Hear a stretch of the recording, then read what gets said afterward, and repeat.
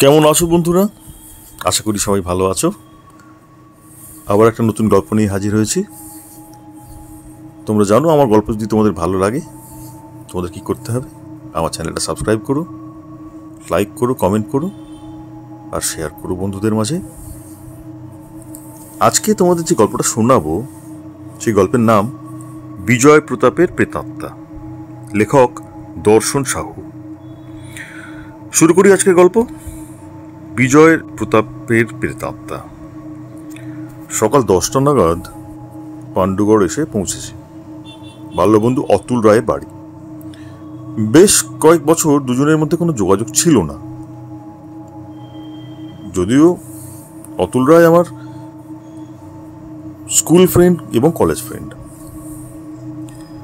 কাল বিকেলে হঠাৎই অতুলের ফোন পেলাম।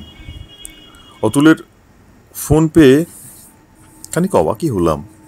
অতুল বলল, কিরে, এখন তো স্কুলের গ্রীষ্মের ছুটি চলছে, তেমন তো কোনো কাজ নেই, চাপও নেই, কাল সকালে আমার বাড়ি চলে আয়।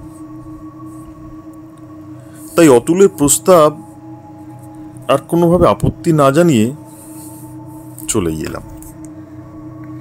এখানে পৌঁছে দেখি আমাদের কলেজের লাইফের আর এক বন্ধু সঞ্জুও আমন্ত্রিত হয়েছে।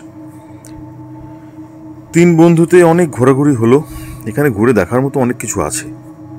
সন্ধ্যের কিছু আগে আমরা মহিপুর রাজবাড়ির সিঁড়ির সামনে এসে হাজির হলাম। 20-30টা সিঁড়ি ভেঙে রাজবাড়ির চৌকাঠে পা রাখতেই রাজবাড়ির গার্ড ভম্বল সিং আমাদের সাথ দিল। তার মুখ থেকেই শুনলাম গাঁজাখুরি কিছু গল্প। এই সিংহবংশীয় এক রাজা বিজয় প্রতাপ মারা গেছেন প্রায় 100 বছর আগে, কিন্তু আজও নাকি তার প্রেতাত্মা এই বাড়ির আনাচে কানাচে ঘুরে বেড়ায়। আমি গার্ডকে জিজ্ঞেস করলাম, আচ্ছা, রাজার পরিবারে কেউ এখানে থাকে না? পরিবার? আজ এই রাজবংশে কেউ বেঁচে নেই, আর দুঃসম্পর্কে যারা আছেন তারাও আসতে সাহস পান না। সাহস পান না মানে? ওই যে বললাম, রাজার প্রেতাত্মা। বিজয় প্রতাপের মৃত্যুর পরই শুরু হয় এই বংশের বিপর্যয়। রাজার একমাত্র ছেলে অজয় প্রতাপ ছিলেন যাকে বলে নষ্ট পুরুষ। মদ আর মেয়ে মানুষ নিয়ে বিভোর হয়ে থাকতেন, আর ওদিকে বন্ধুরা মজা লুটত। রাজকোষ দিন দিন শূন্য হতে থাকে। রাজবাড়িটা একটা নোংরামির ঘাঁটিতে পরিণত হলো। বাজারে অনেক বদনামও করে ফেলল অজয় প্রতাপ। অবশেষে হঠাৎই একদিন তিনি মুখ খুন হলেন। খুনি ধরা পড়েননি বটে, তবে লোকে বলে সিংহ বংশের অবশিষ্ট সম্মানটুকু বজায় রাখার জন্য বিজয় প্রতাপের আত্মাই নাকি তার ছেলেকে খতম করেছে। আমি হেসে বললাম, রাজার প্রেতাত্মা সব কিছু নয়, সম্পত্তি গ্রাসের লোভেই বন্ধুরা কেউ মেরেছে বিকারগ্রস্ত বিজয় প্রতাপকে। আমার কথা শুনে গার্ড কেমন একটা ব্যঙ্গ হাসি হেসেছিলেন। এদিক ওদিক ঘুরে রাত 9টা নাগাদ আমরা অতুলের বাড়ি ফিরে খাওয়া দাওয়া সেরে ঘুমোতে গেলাম।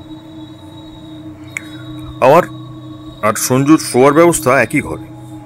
রাতে সঞ্জু আমাকে একটা মোটা সোনার হার বের করে দেখালো। আমি চিনতে পারলাম এ তো রাজা বিজয় প্রতাপের মূর্তির গলায় দেখা সেই চেনটা। এই সঞ্জু, তুই এটা রাজবাড়ি থেকে চুরি করে এনেছিস? হ্যাঁ, তো কি হয়েছে? মরা মূর্তির গলায় বেকার ছিল তাই ঝেড়ে দিলাম, এটা এবার আমার গলায় ঝুলবে। দেখ ভাই, আমার কিন্তু খুব ভয় করছে। বিজয় প্রতাপের আত্মার ব্যাপারটা যদি সত্যি হয়, আরে বাদ দে তো, যত সব ছেলে ভুলোনো গল্প। তা হোক গে, তো চুরি করাটা তো আর সমর্থনযোগ্য নয়। শোন, কাল আমরা দুজনে রাজবাড়িতে আবার যাব। তুই চুপি চুপি যেখানকার জিনিস সেখানে রেখে আসবি, বুঝলি? কালকে চিন্তা কাল হবে, ঘুমাতো। এত দামে একটা চেন ফালতু ফালতু হাতছাড়া করবো, পাগল নাকি?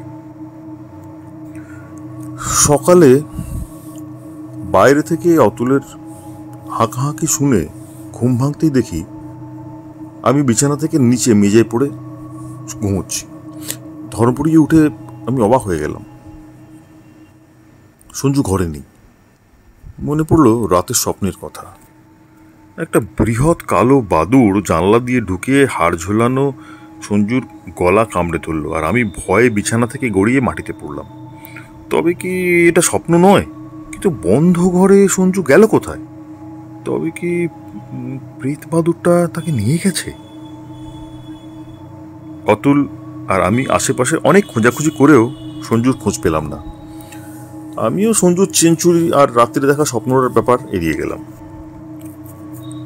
আমি অবশেষে সঞ্জুর মোবাইলে ফোন করলাম রহস্য কাটিয়ে তোলার জন্য, যে সঞ্জু গেল কোথায়। কয়েকবার রিং হওয়ার পর অবশেষে ফোনটা রিসিভ করা হলো। আমি ভুল পরিচয় দিয়ে বললাম, হ্যালো সঞ্জু, আমি তীর্থাঙ্কর বলছি রে, চিনতে পারছিস?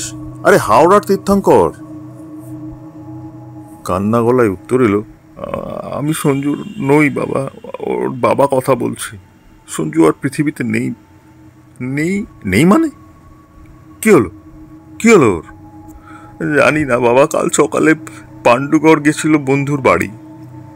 আজ রাত প্রায় 3:30 বাড়ি ফিরে ঘুমোতে গিয়েছিল, আর ওঠেনি। অনেক ডাকাডাকি করে সারা না পেয়ে দরজা ভেঙে দেখি এই অবস্থা।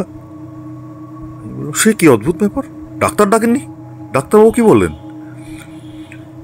ফোনের ওপাশ থেকে আসা উত্তরটা শুনে জলের মতো সব পরিষ্কার হয়ে গেল, আর ভয়ে সারা শরীর ঝাঁকুনি দিয়ে উঠল। সঞ্জুর বাবা কান্নায় ফেটে পড়ে বললেন, ডাক্তারবাবু এসেছিল বাবা, উনি বললেন কোন এক বিভৎস ভাবে ভয় পেয়ে নাকি সঞ্জুর হার্ট অ্যাটাক হয়ে গেছে। অতুলের বাড়িতে আর থাকতে মন করছিল না। এই বিভৎস অভিজ্ঞতার শিকার হয়ে হৃদস্পন্দন বহুগুণ বেড়ে গেছিল। ব্যাগপত্র গুছিয়ে 10টা নাগাদ অতুলের বাড়ি থেকে বেরিয়ে পড়লাম। পথে পড়ল সেই রাজপ্রাসাদ।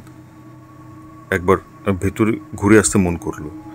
প্রাসাদে ঢুকেও পড়লাম, আর সেখানে গিয়েই আরও একবার উন্মত্তের মতো শিউরে উঠলাম। দেখলাম বিজয় প্রতাপের মোমের মূর্তির গলায় ঝুলছে দামি চকচকে সোনার সেই চেনটা।